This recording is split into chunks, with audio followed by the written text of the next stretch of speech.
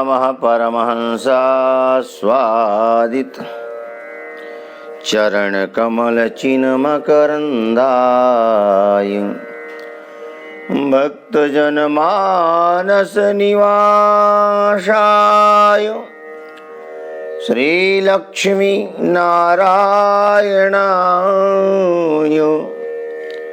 लक्ष्मीनाथ समारंभां नाथयामुनमध्यमाम् स्मदाचार्यपर्यन्तां वन्दे गुरुपरम्पराम्। बोलिए सच्चिदानंद भगवान की जय।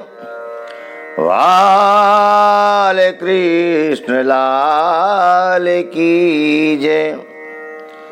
हनुमान जी महाराज की जय। भागवत भगवान की जय। बोलिए शंकर भगवान की जय। जय जय श्री राधे। जय जय श्री राधे।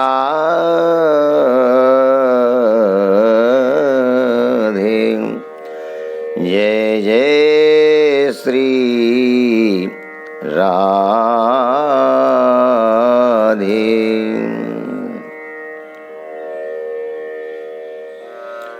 अनंत कोटि ब्रह्मांड नायक परात्पर जगदीश्वर अखिलेश्वर नंदन नंदन भगवान श्याम सुंदर की वांग्मयी प्रतिमूर्ति श्रीमद् भागवत महापुराण। भगवान भागवत के चरणों में अनंत वंदन प्रणिपात समर्पित करते हुए समुपस्थित मातृशक्तियों, मेरे भाई नन्हे मुन्ने भाइयों, नन्हे मुन्ने बच्चों, आइए बहे सतसंग की गंगा, अरे मन चल नहा आए। जिसे तू भूल बैठा है उसी से फिर मिला लाएं। आइए भक्ति रस प्रवचन धारा में अवगाहन करके जीवन को धन्य बनाएं। प्रथम भगवान नाम संकीर्तन, पश्चात कथा गंगा में अवगाहन करके जीवन को धन्य बनाएंगे। भगवान नाम संकीर्तन। गोविंद जय जय गोपाल जय जय राधा रमण हरि गोविंद जय जय राधा रमण हरि गोविंद जय जय। गोविंद जय जय बोलो गोपाल जय जय। गोविंद जय जय बोलो गोपाल जय जय। राधा रमण हरि गोविंद जय जय राधा रमण हरि गोविंद जय जय। गोविंद जय जय बोलो गोपाल जय जय। गोविंद जय जय बोलो गोपाल जय जय। राधा रमण हरि गोविंद जय जय राधा रमण हरि गोविंद जय जय। बोलिए बरसाने वारी की जय। यमुने महारानी की जय। श्री वृंदावन धाम की जय। ब्रजमंडल की जय। माति पितृ चरण कमलेभ्यो नमः। सर्वेभ्यो ब्राह्मणेभ्यो नमः। सर्वेभ्यो देवेभ्यो नमो नमः। जय जय श्री राधे। श्री गुरु चरण कमलेभ्यो नमः। इति मतिरुपकल्पिता वितृष्णा भगवती सात्वत पुंगवे विभूम्नि स्वसुखमुपगते क्वचिद् विहरतुं प्रकृतिमुपेयुषि यद्भव प्रवाह प्रकृतिमुपेयुषि यद्भव प्रवाह। आज कई दिनों से पितामह भीष्म बाणों की सेज में पड़े हैं। गोविंद ने कृपा की पितामह भीष्म के ऊपर। अहो भाग्य पितामह भीष्म का। गोविंद पितामह भीष्म को दर्शन देने के लिए पधारे। यह अहोभाग्य है, बड़भाग्य है पितामह भीष्म का। जैसा कि कल चर्चा के दौरान हम बोल रहे थे, बड़े बड़े योगी लोग प्रयत्न करते हैं कि मृत्यु के समय मुख से हरि नाम उच्चरित हो जाए, पर उच्चरित नहीं होता। भगवान की आने की बात दूर रही, नाम उच्चरित नहीं होता। एक पितामह भीष्म है कि नाम भी ले रहे हैं। तब ले रहे हैं, कब ले रहे हैं? बोले जब बाणों की सेज में पड़े हैं। किसी के पैर में कांटा चुभ गया हो और आप उससे कहें कि अरे भगवान का नाम लो, तो काट के दौड़ेगा, आपको काटने के लिए दौड़ेगा। आपको कांटा तो मुझे लगा है ना।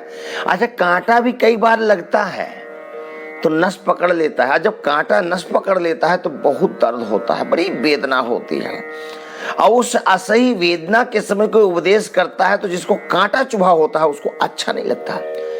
उसको दूसरे की बातें भी कांटा के सदृश ही चुभती हैं। उपदेश कर रहे हो ना, कांटा मुझे लगा है ना। भगवान का नाम याद नहीं आता है। पर वाह रे पितामह भीष्म, बाणों की सेज में पड़े हैं और गोविंद का स्मरण कर रहे हैं। स्वस्थ अवस्था में, आराम की अवस्था में, सुख की घड़ी में कोई भगवान नाम ले तो एक बार होगा कि नहीं, सुख की घड़ियां हैं, आराम से हैं, शरीर स्वस्थ है,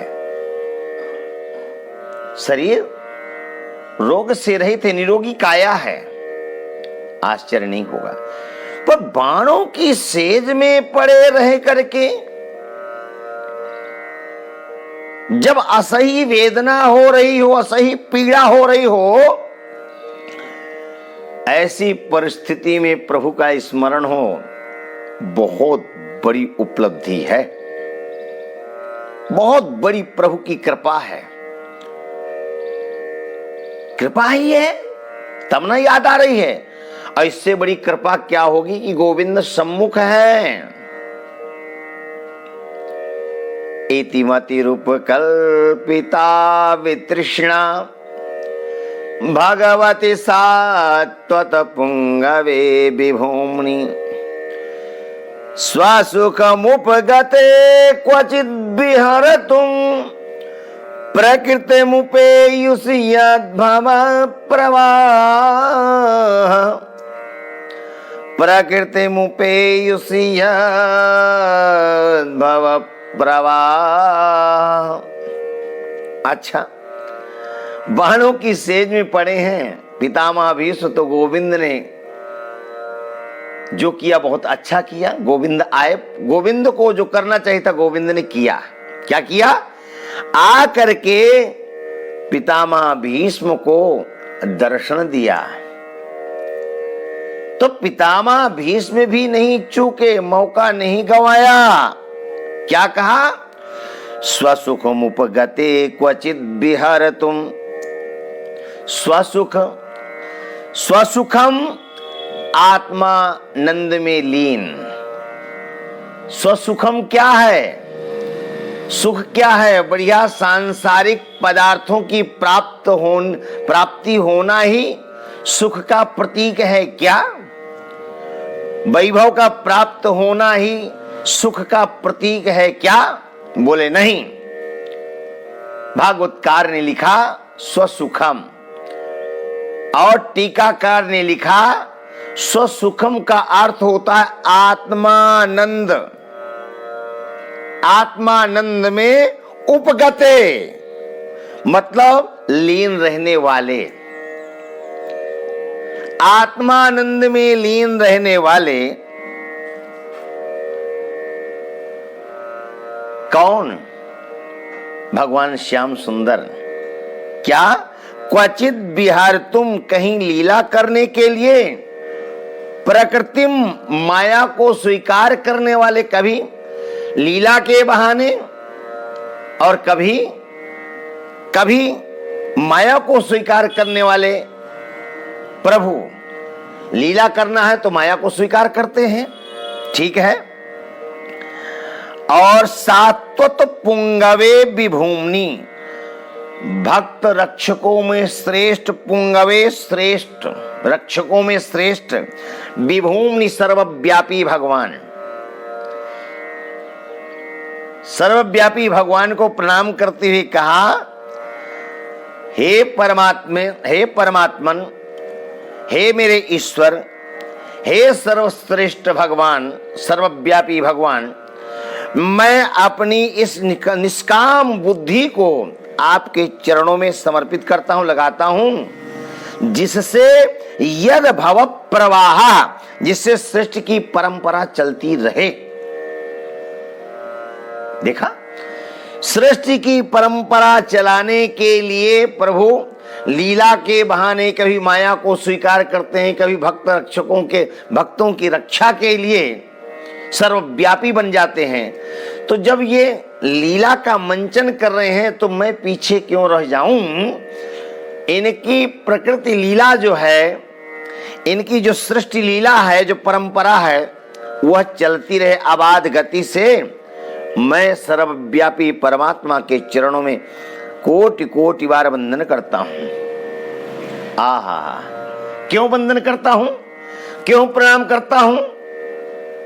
निष्काम भाव से परिपूर्ण अपनी मति को, अपनी बुद्धि को समर्पित करता हूं। क्यों करता हूं? त्रिभुवन कमनम तमाल वर्णम रविकर गौरवरं वरं दधानि बापुरल ककुलावर्तनाब्जं विजय सखेरतिरस्तु मे नवद्यां। त्रिभुवन कमनं तमालवर्णं रविकर गौरवरं वरं दधानि बापुरल ककुलावर्तनाब्जं विजय सखेरतिरस्तु मे नवद्यां। त्रिभुवन कमनम, क्या बात है, त्रिभुवन सुंदर है। त्रिभुवन कमनम, तीनों लोकों में सुंदर है। कैसे है? तमाल वर्णम, तमाल के समान श्याम वर्ण है। हमारे वृंदावन में निधि वन और सेवा कुंज, जहां आज भी संतों की मान्यता है, सनातन से मान्यता रही है कि परमात्मा कृष्ण रात्रि के वेला में सेवा कुंज और निधि वन में प्रभु गोपियों के साथ में रास विहार करते हैं। सेवा कुंज में रास विहार करते हैं, निधि वन में जाकर विश्राम करते हैं। किशोरी जी के पैर दबा रहे हैं वहां। हाँ, ऐसा भाव है। तो वहां तमाल वृक्ष है, तमाल के वृक्ष हैं।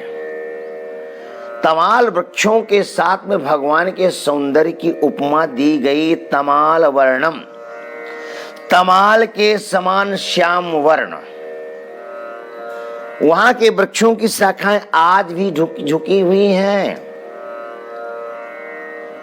ऊपर को नहीं जाते, वो नीचे को झुकते हैं, यानी परमात्मा के लिए नमन करते हैं। तमाल वर्णम रविकर, रविकर सूर्य की किरणों के समान सुनहली किरणें होती हैं, ठीक है ना।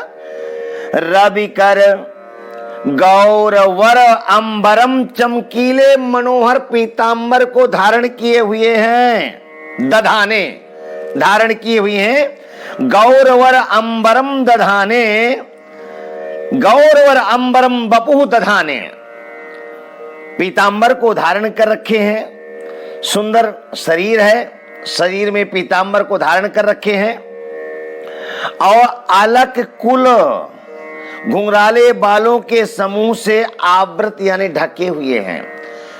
अलकावलियों ने कपोलों को आच्छादित कर रखा है। किसको? बोले आनन अब्जम, मुख कमल को ढके हुए हैं। विजय सखे, विजय सखे अर्जुन सखे, पार्थ सखे, अर्जुन के नाम है। हे पार्थ के मित्र, मैं अनवद्यारति अस्तु, मेरी आप में निष्कपट प्रीति होवे, ऐसा पितामह भीष्म निवेदन कर रहे हैं। युद्ध तुरग रजो विधूम्र विश्व काचलोलित श्रम वार्यलंकृता से मम निशित शरैर विभिद्यमान त्वचि बिलसत कवचेस्तु कृष्ण आत्मा। क्या बात है! युद्ध भूमि में घोड़ों के टाप से उठी हुई, घोड़ों के टाप, खुर के टाप से उठी हुई, रज से मटमैले हुए घुंघराले बालों से मंद मंद मुस्कुराता हुआ ये चेहरा ढका हुआ और पसीने की बूंदों से शोभायमान ये सुंदर शरीर, जो मेरे तीक्ष्ण बाणों से जिसका शरीर बिंद रहा था, जिसकी चमड़ी बिंद रही थी, जिसका कवच अस्त व्यस्त हो रहा था, ऐसे भगवान श्री कृष्ण के चरणों में, भगवान श्री कृष्ण में मेरी आत्मा लीन हो। पितामह भीष्म द्वारिकाधीश प्रभु के सम्मुख है। सपदि सखी वचो निशम्यम ध्ये, सपदि सखी वचो निशम्य मध्ये, निजे परयोर्वलयो रथं निवेश्य स्थितवती परसैनिकाय रक्षणा हृतवती पार्थ सखे रतिर्ममास्तु।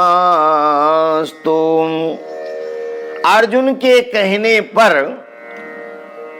उभय पक्षीय सेना के मत में ला करके रक्त खड़ा किया द्वारिकाधीश प्रभु ने। और जिनकी दृष्टि मात्र से, जिन्होंने अपनी दृष्टि मात्र से शत्रु पक्ष की आयु का हरण कर लिया था, उन्हीं भगवान श्याम सुंदर के चरणों में मेरी प्रीति हुए। झांकी का दर्शन कर रहे हैं पितामह भीष्म। पितामह भीष्म कह रहे हैं, सेनापतियों के मध्य में, समरांगण में आए हुए बड़े बड़े योद्धाओं के बीच में व्यवहित प्रतना मुखम निरीक्ष्य स्वजन बधाद मुखस्य दोष बुद्धिया कुमति महारदात्म विद्यया यह चरण रति परमस्य तस्य मेस्तु। समरांगण में अर्जुन आ तो गया रथारूढ़ होकर के, लेकिन स्वजनों को देख करके मोह से ग्रसित हो गया, मोह को प्राप्त हो गया। मोहग्रस्त अर्जुन को देख करके गोविंद ने आत्मविद्या का उपदेश किया। आत्मविद्या का उपदेश किया, अर्जुन को ज्ञान कराया, अज्ञान का नाश किया। उस छवि को जब उपदेश कर रहे हैं, एक हाथ से घोड़ों की रास को संभाल रखा, बाएं हाथ से घोड़ों की रास को संभाल रखा है और दाहिने हाथ से चाबुक ले रखा है और तिरछी नजरिया से पार्थ की ओर देखते हुए, अर्जुन की ओर देखते हुए ब्रह्म विद्या का उपदेश कर रहे हैं।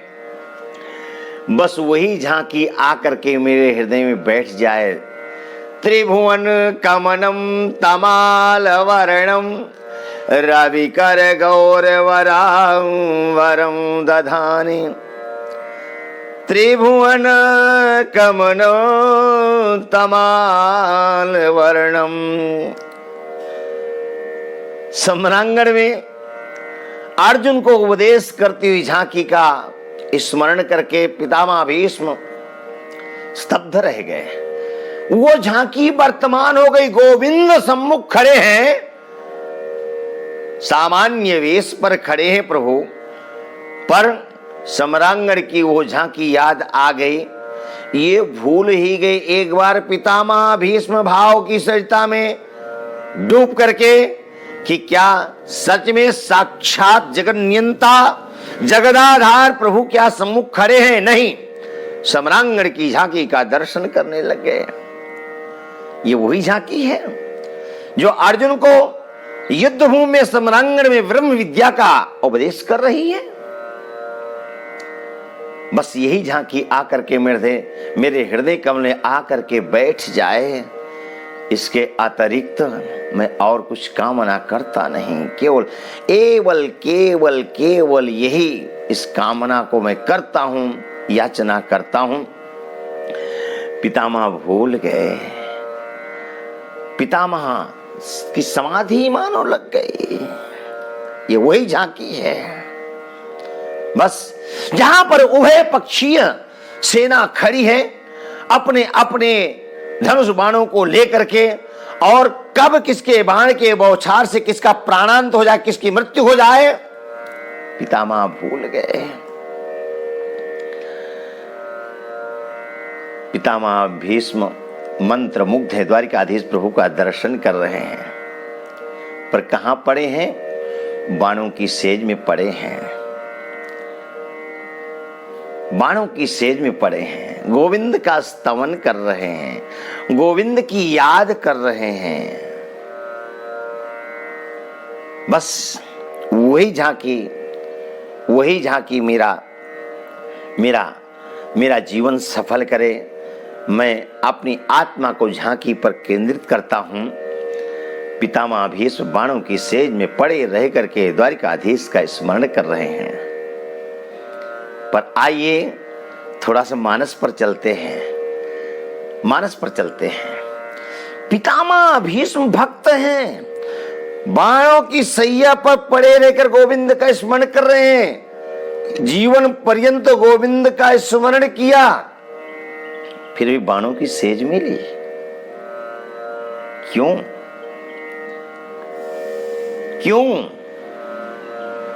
पितामह भीष्म को बाणों की सेज मिली। एक मानस का भक्त है, नाम है गिरिधराज जटायु। गिरिधराज जटायु पक्षी है, फिर भी परमात्मा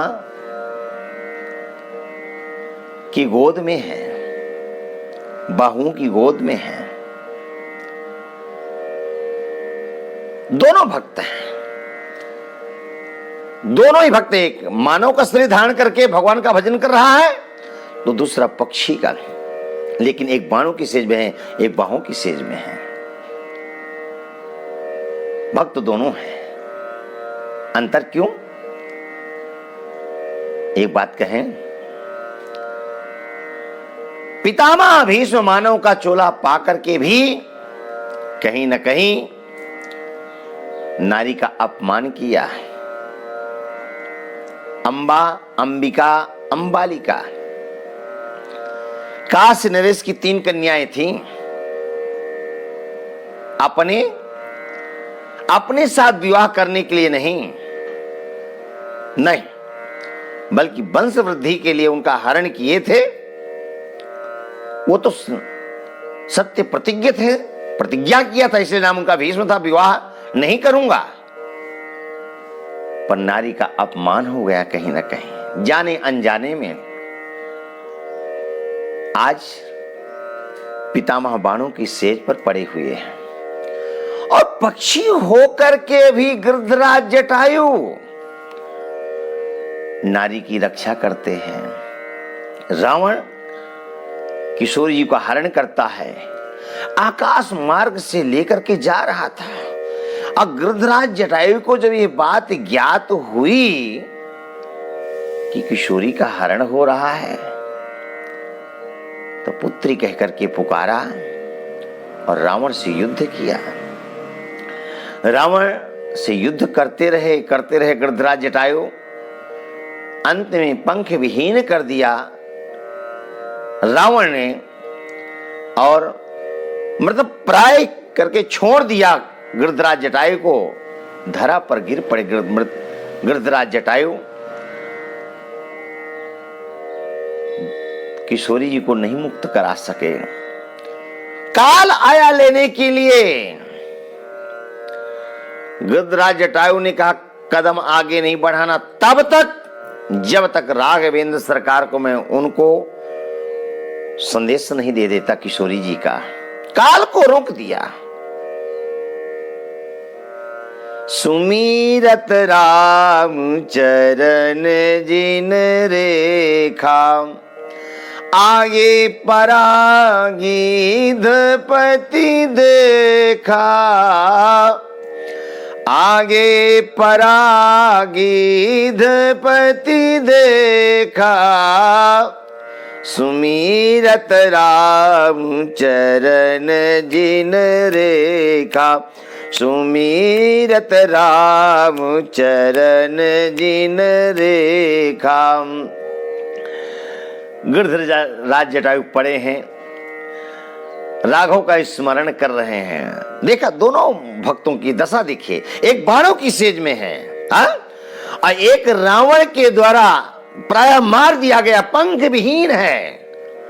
कराहना चाहिए, रुदन करना चाहिए, असही वेदना हो रही होगी, लेकिन मानसकार ने लिखा सुमीरत राम चरण जिन रेखा, सुमीरत राम चरण जिन रेखा, आगे परागीध पति देखा, आगे परागीध पति देखा, सुमीरत राम चरण जिन रेखा, सुमीरत राम चरण जिन रेखा। राघवेंद्र सरकार का स्मरण कर रहे गिरिधराज जटायु। ऐसा लग रहा है माने इन्होंने भागवत का अध्ययन कर रखा है। इनकी चिंतन शैली बता रही है कि सामान्य विद्वान नहीं है गिरिधराज जटायु। सुमिरत राम चरण जिन रेखा, भागवत के 33 स्कंद में चर्चा आती है। भगवान कपिल मां देहूति को उपदेश करते हुए कहते हैं, मां परमात्मा के सर्वांग का चिंतन कैसे करना चाहिए, जो तीनों प्रकार के तापों का नाश करने वाला है। मां देहूति ने कहा बेटा बताओ ना। तब भगवान कपिल कहते हैं, संचिंतयेत् भगवतस् चरणारविंदं वज्रांकुशध्वज सरोरुहलांछनाढ्यम्, संचिंतयेत् भगवतः चरणारविंदं, संचिंतयेत् भगवतः चरणारविंदं वज्रांकुशध्वज सरोरुहलांछनाढ्यम्। कैसे चिंतन करना चाहिए भगवान के शरीर का? बोले नख से लेकर के शिखा पर्यंत। क्यों? भगवान के नख अच्छे होते हैं कि मंद मंद मुस्कुराता हुआ चेहरा, मुख कमल अच्छा लगता है। मुख से होना चाहिए, है? धीरे धीरे नीचे उतरना चाहिए। बोले नहीं, बहुत दुनिया के सौंदर्य को देख लिया, एक रूप गया दूसरा, अरे बड़ा सुंदर स्वरूप है। और सुंदर रूप के जो प्रेमी होते हैं ना, वो छिप छिप करके देखते हैं। मैं जगत की बात नहीं कर रहा।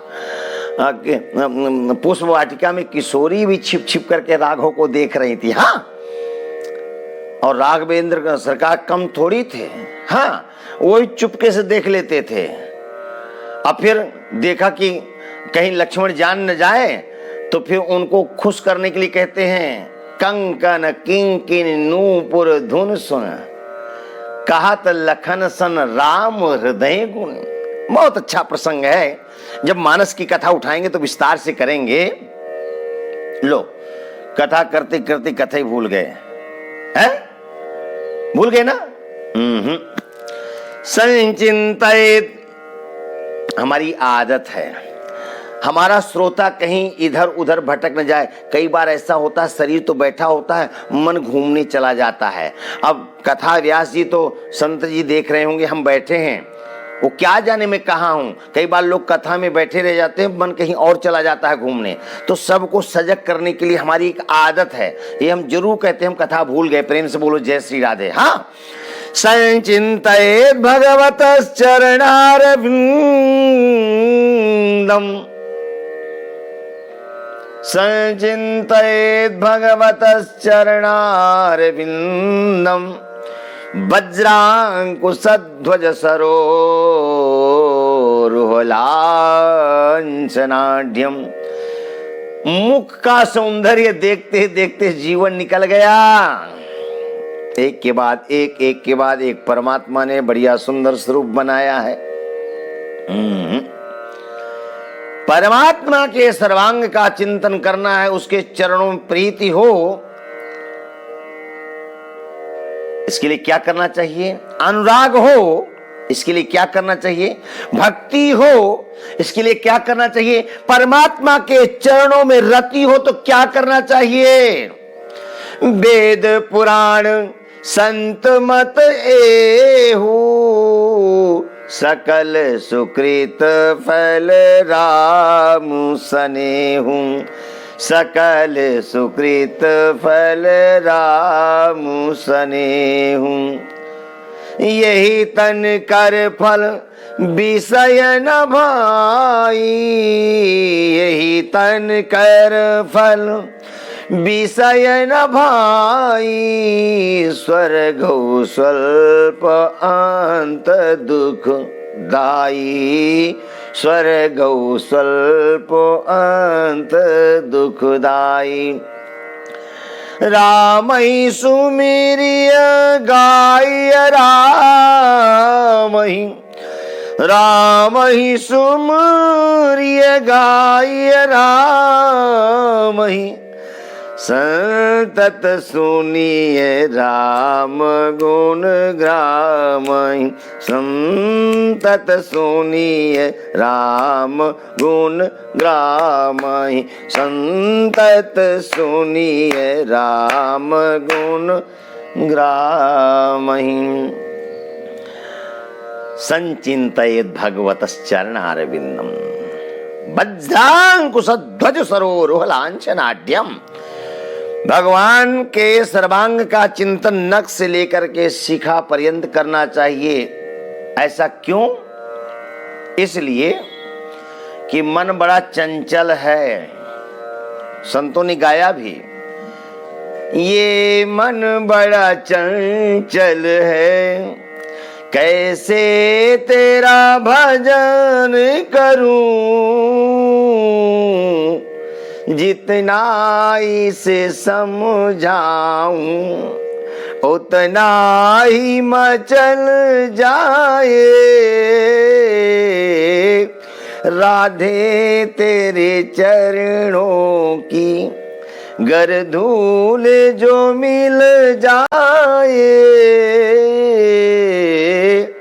सच कहता हूँ बस मेरी किस्मत ही बदल जाए।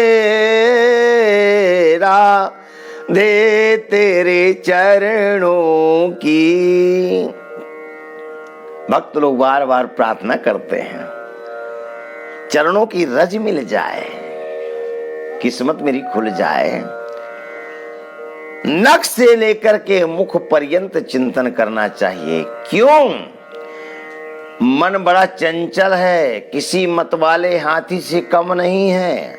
हाँ, तो मतवाले हाथी से कम नहीं, तो मतवाला हाथी जब मतवाला हो जाता है तो पहलवान क्या करता है? बोले मतवाले हाथी को नियंत्रित करने के लिए उसको अंकुश का प्रयोग करना पड़ता है। छोटे से अंकुश से बड़े मतवाले हाथी को नियंत्रित करता है, ठीक है ना? ठीक इसी प्रकार मन रूपी मतवाले हाथी को नियंत्रित करना है तो भगवान के चरणों का दर्शन कराओ। क्या खूबी है? बोले भगवान के चरणों में वज्रांकुश ध्वज सरोरुह लांछनाढ्यम, भगवान के चरणों में वज्र और अंकुश के चिन्ह बने हैं। 24 चिन्ह होते हैं, उन चिन्हों में वज्र और अंकुश के भी चिन्ह हैं। अंकुश को दिखाते हुए मन रूपी मतवाले हाथी को कहना, ज्यादा चंचलता का परिचय दोगे अंकुश का प्रहार लगेगा, डरेगा। जैसे मतवाला हाथी डरता अंकुश को देखकर, वैसे आपका मन रूपी मतवाला हाथी डरेगा। और जब डरे तो उससे कहना, ध्यान रखना। तो मन कहेगा क्या करना है? बोले भगवान के सर्वांग का चिंतन करना। भगवान के तलुए कितने प्यारे हैं, भगवान की पुड़लियों कहना ही क्या है। आगे बढ़ो, जंघा कितनी सुंदर है, कमर कितनी प्यारी पतली सी है, और कमर में बढ़िया पीतांबर बांध रखा है, उधर में त्रिवली है, क्या सुंदर 3 रेखाएं बनी हुई है। धीरे धीरे वक्षस्थल की ओर बढ़े, वक्षस्थल में कौस्तुभ मणि की माला को धारण कर रखा है। और आगे गए, कंठ को कहना क्या है, ग्रीवा को कहना ही क्या है, शंख की तरह थोड़ी बहुत प्यारी हीरा जड़ा हुआ है। और फिर अधरोष्ठ पर गए, बिंबा फल की तरह अधरोष्ठ हैं, क्या सुंदर भगवान के कपोल हैं, और क्या बढ़िया अलकावलियों ने कपोलों को आच्छादित कर रखा है। जब आप इस तरह चिंतन करेंगे तो आपका मन प्रभु के चरणों में लग जाएगा, प्रभु के चरणों में अनुराग होगा। यह भगवान के चरणों के चिंतन की एक क्रम शैली है, एक पद्धति है, एक क्रम है। तो गिरिधराज जटायु की स्थिति को देखकर लगता है कि उसने भागवत का अध्ययन कर रखा है, तभी ना सुमीरत राम चरण जिन रेखा, सुमीरत राम चरण जिन रेखा, आगे परागीधपति देखा, आगे परागीधपति देखा, सुमीरत राम चरण जिन रेखा, सुमीरत राम चरण जिन रेखा। पंख विहीन धरा पर पड़े हैं गिरिधराज जटायु और राघवेंद्र सरकार के चरणों का चिंतन कर रहे हैं। सुमीरत राम चरण जिन रेखा, गीध अधम खग आमिष भोगी। गीध कभी शाकाहारी नहीं होता, शुद्ध मांसाहारी होता है, हा? लेकिन मांसाहार करने के पश्चात भी भजन कर रहा है। ये भगवान की अद्भुत कृपा है। शुद्ध मांसाहार मतलब गीध की विशेष खूबी होती है, गीध कभी किसी जीव की हिंसा नहीं करता है। मांस मिलता है उस मांस को खाता है, किसी को मार करके नहीं खाता है, नहीं। गीध अधम खग आमिष भोगी, पर करता क्या है? सुमीरत राम चरण जिन रेखा। राघवेंद्र सरकार के चरणों का चिंतन कर रहे थे गिरिधराज जटायु, तो राघवेंद्र सरकार प्रकट हो गए। हे खग मृग है मधुकर श्रेणी, तुम देखी सीता मृग नैनी, तुम देखी सीता मृग नैनी। यत्र तत्र सर्वत्र वन प्रांत में भटक करके अनुज लक्ष्मण के साथ राघवेंद्र सरकार किशोरी जी की खोज कर रहे थे। राघवेंद्र सरकार ने देखा क्या कोई पक्षी पड़ा हुआ है। देखा तो गिरिधराज जटायु थे। गिरिधराज जटायु को देखते ही जो अति कोमल हैं, अति कोमल रघुवीर स्वभाव, यद्यपि अखिल लोक कर राव, अति कोमल हृदय हैं। गिरिधराज जटायु को जाकर के गोद में ले लिया राघवेंद्र सरकार ने। क्यों? सुमीरत राम चरण जिन रेखा, सुमीरत राम चरण जिन रेखा। अरे भजन किया था, पक्षी हो करके भजन किया था। क्यों नहीं राघवेंद्र सरकार गोद में लेंगे गिरिधराज जटायु को? गिरिधराज जटायु को गोद लिया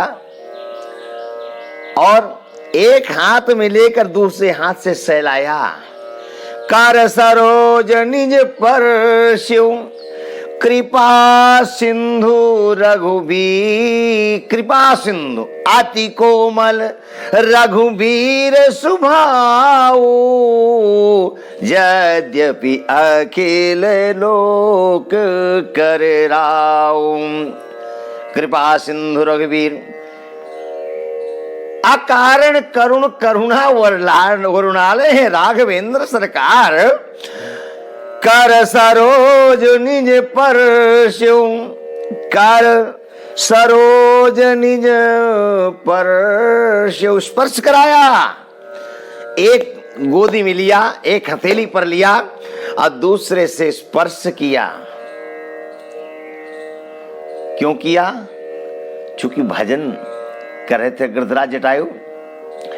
कोई रो रहा हो, किसी को तकलीफ हो और उसके सर पर हाथ घुमा दो तो उसको बहुत राहत मिल जाती है, उसकी दर्द कम हो जाती है। यानी उसको ये बोध हो जाता है कोई सहानुभूत देने वाला आ गया, सांत्वना देने वाला कोई आ गया।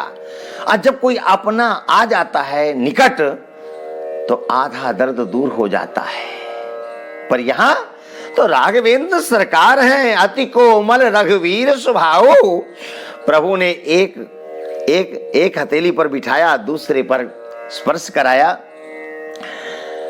और जैसे ही कृपा सिंधु रघुवीर ने अपने हाथों को ऊपर से घुमाया, पीड़ा गई।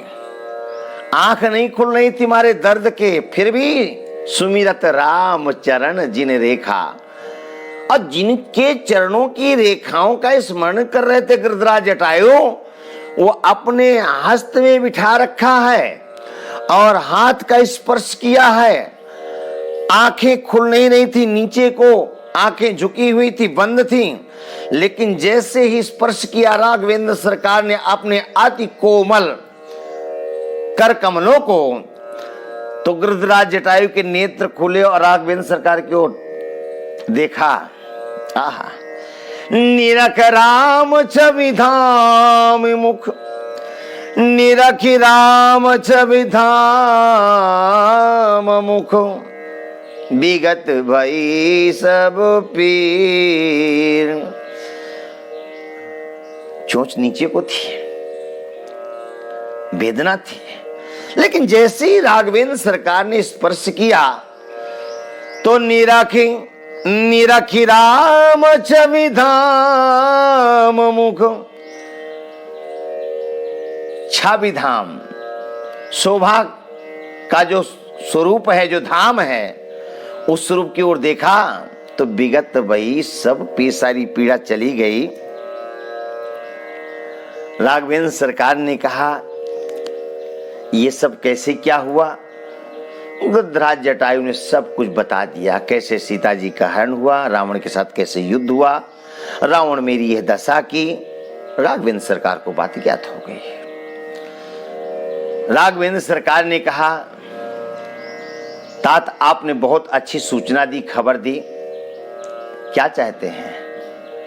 गिरिधराज जटायु ने कहा कुछ नहीं, दर्शनों की लालसा थी। आइए बाबा तुलसी के शब्दों में क्या सुंदर अभिव्यक्ति दी है गिरिधराज जटायु ने। दरस लागी मम राख्यो प्राणा दरस लागी प्रभु राख्यो प्राणा चलन चहत अब कृपा निधाना चलन चहत अब कृपा निधाना।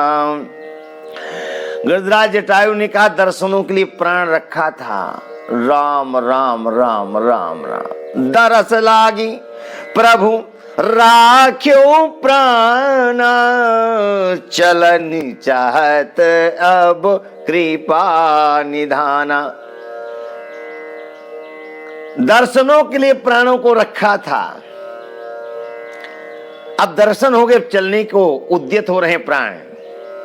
हम चाहें कि हम तब मरेंगे तब प्राण छोड़ेंगे जब राघवेंद्र सरकार या यादवेंद्र सरकार का दर्शन हो जाए या आशुतोष भगवान का दर्शन हो जाए, क्या ऐसा संभव है? नहीं ना। तो इस खग ने गिरिधराज जटायु ने कैसे कह दिया, दरस लागी प्रभु राख्यो प्राणा। किसी के रखने से प्राण रुकते हैं क्या? नहीं ना। तो ये इस चौपाई का कथन क्या है, कहना क्या चाहती चौपाई? बाबा तुलसीदास जी ने क्यों नहीं लिखा? स्पष्ट है कि पितामह भीष्म को ही इच्छा मृत्यु का वरदान प्राप्त नहीं था, बल्कि गिरिधराज जटायु को भी इच्छा मृत्यु का वरदान प्राप्त था। इच्छा मृत्यु का वरदान ही प्राप्त होने से प्राणों को कोई रख सकता है, अपने आप कोई नहीं रख सकता है। भला हम कह दे हमारा प्राण अंत तब होगा जब राघवेंद्र आ जाए, यादवेंद्र आ जाए, आशुतोष भगवान आ जाए, संभव नहीं है। पर गिरिधराज जटायु दाव एक साथ कहता है, दरस लागी प्रभु राख्यो प्राणा चलन चाहत अब कृपा निधाना। अब प्राण चलने के लिए उद्यत हो रहे हैं। राघवेंद्र सरकार ने कहा, क्यों कहा, क्या कहा? राघवेंद्र सरकार ने कहा, इन्होंने मरणासन्न अवस्था में मेरा स्मरण किया, सुमिरत राम चरण जिन रेखा, और मैं साक्षात जगत का नियंता हूं, मेरा कार्य किया, दर्शनों के लिए प्राणों को रखा, और देखते ही दर्शन करने के साथ ही कह रहे हैं चलन चाहत, मेरे प्राण अब चलना चाहते हैं। तो राघवेंद्र सरकार ने कहा, पक्षी हो करके कितनी उदारता का परिचय दिया है, जो मानव नहीं कर सका पक्षी ने करके दिखाया। तो मेरा धर्म क्या होता है? राम कहा तनु राखहु ताता, राम कहा तनु राखहु ताता, मन मुस्काई कही तेहि बाता, मुख मुस्काई कही तेहि बाता। श्री राम जय जय राम, श्री राम जय जय राम, श्री राम जय जय राम, श्री राम जय जय राम। गिरिधराज जटायु कहते हैं मेरे प्राण चलने को तैयार है। राघवेंद्र सरकार कहते हैं, तात आप प्राण रखना चाहते हैं तो रखें, राम कहा तनु राखो ताता, क्या जल्दी है? कुछ दिन और संसार में रहिए और कुछ दिन लीलाओं का दर्शन करिए। राम कहा तनु राखो ताता, पर जब तन रखने के लिए निवेदन किया तो थोड़ी सा मुख में मुस्कुरा करके कहा, मुख मुस्काए कही तेहि बाता। मतलब कहीं ना कहीं यहां पर परीक्षार्थ भी प्रभु ने कहा कि शरीर के प्रति लगाव है, अब विशेष है क्या? या प्राण रखना चाहते हैं, इनकी स्वयं की इच्छा है क्या?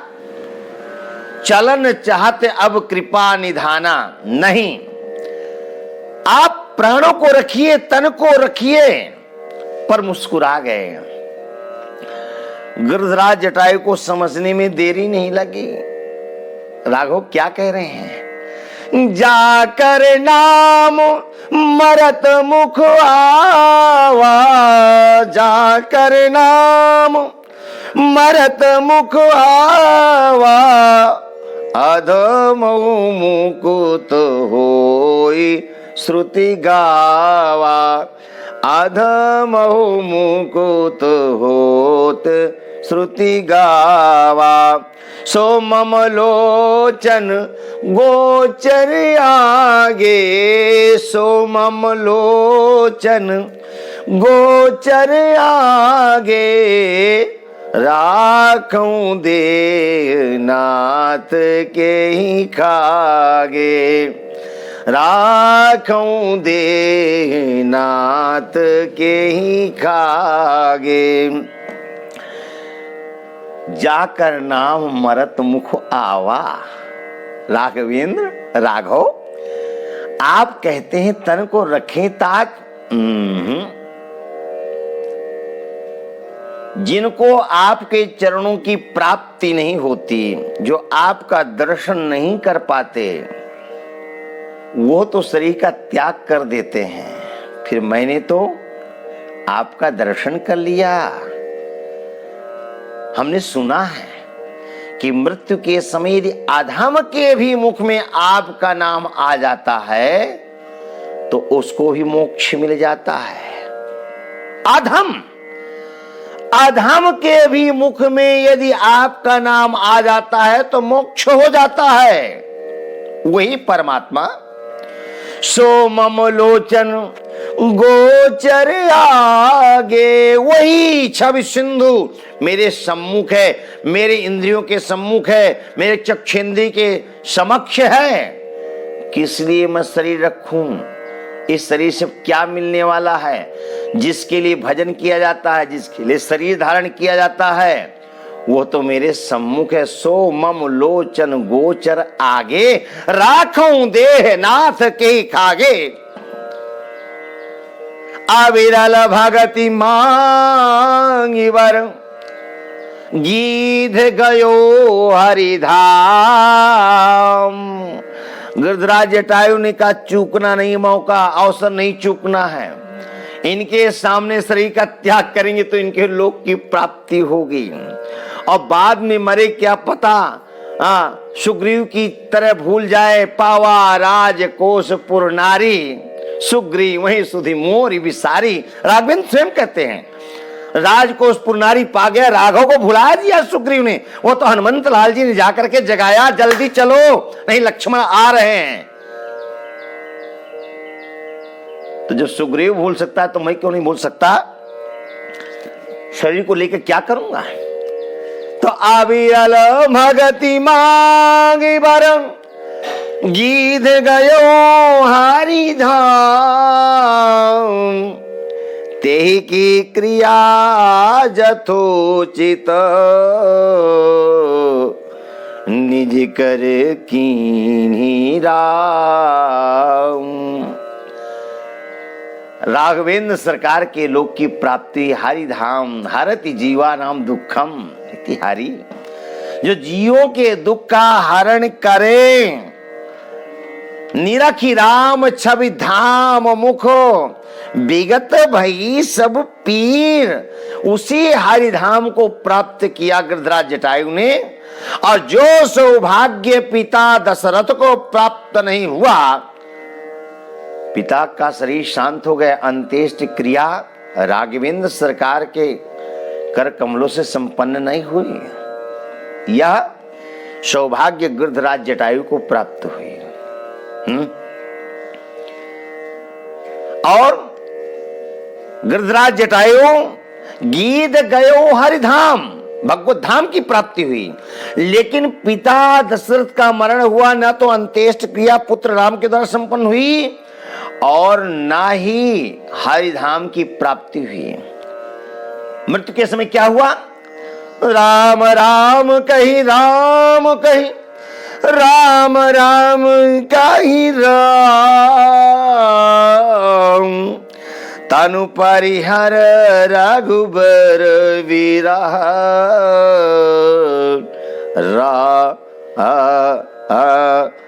राउ गयो सुरधाम। राम राम कही राम कही, राम राम कही राम, तनु परिहर रघुबर विरहा,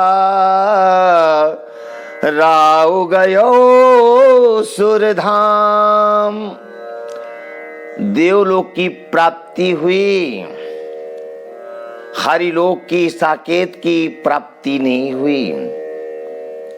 हाँ, जो सौभाग्य गिरिधराज जटायु को प्राप्त हुआ वह पिता दशरथ को नहीं। सुमीरत राम चरण जिने रेखा, राघव का सुमिरन करते रहे, मृत्यु का वरण नहीं किया। काल तब तक आप मेरा स्पर्श नहीं करेंगे जब तक राघवेंद्र का दर्शन नहीं हो जाता। लेकिन राघव के विरह में महाराज दशरथ ने शरीर का त्याग कर दिया। पुत्र विरह में, वेदना में शरीर का त्याग नहीं किया गिरिधराज जटायु ने, पर विरह में त्याग किया तो सुरलोक की, स्वर्गलोक की प्राप्ति हुई। एक भक्त है मानस का, एक भक्त है भागवत का। एक बाणों की सेज में पड़ा हुआ है तो दूसरा बाहों की सेज में पड़ा हुआ है। क्यों? यह अंतर क्यों? एक पक्षी होकर के नारी की रक्षा करता है, यत्र नार्यस्तु पूज्यन्ते रमन्ते तत्र देवकाः, और एक मानव का चोला पा करके भी कहीं ना कहीं नारी का शोषण किया, अपराध बन गया, बाणों की सेज में लेटना पड़ा। इसलिए इस कथा का सार है, एक तुलनात्मक जो विवेचन किया गया इसका सार है कि भूल से भी नारी का अपमान नहीं करना। हाँ, नारी की भेद हैं, तारका जैसी मिल जाए तो उधारी में कल्याण है, और शूर्पणखा जैसी मिल जाए तो नाक कान तो काटना ही है। वो नारी नहीं, नारी के रूप में कलंक है। पर जो कुल रीत का पालन करती है, जिस वंश में आई है उस परंपरा का यदि पालन करती है, पातिव्रत धर्म का पालन करती है, नारी होने का अपने आप को गौरव मानती है, आदर्श मानती है, वो वंदनीय है, पूज्य है। मैं उन नारियों की बात कर रहा हूं जो राष्ट्र के लिए समर्पित हैं। मैं उन नारियों के लिए बोल रहा हूं जो परिवार की मर्यादा का पालन करते हुए, छोटों और बड़ों के संतुष्टि को देखते हुए, बड़ों की मर्यादा, बड़ों की लज्जा का ध्यान करते हुए, और छोटों को प्यार देते हुए, बच्चों का प्रतिपाल करते हुए। वो नहीं बंदनी हो सकती जो बच्चे घर में भूखे मर रहे हैं और स्वयं बाजार में घूम रही है, नहीं, बंदनी नहीं हो सकती है। बच्चों का भविष्य कहीं ना कहीं बिगाड़ती हैं। उन नारियों को वंदन करता हूं जो अपनी मर्यादा का पालन करते हुए और राष्ट्र निर्माण में अपना योगदान कर रही हैं, जो शक्ति स्वरूपा हैं, जो शक्ति प्रदान करती हैं, ऐसी नारी वंदनीय होती हैं। बड़ा सुंदर पितामह भीष्म ने वाणों की सेज में लेट करके गोविंद का स्मरण कर रहे हैं, स्तुति कर रहे हैं। अब आज की कथा को यहीं पर विश्राम देंगे, कल गति देंगे। गोविंद जय।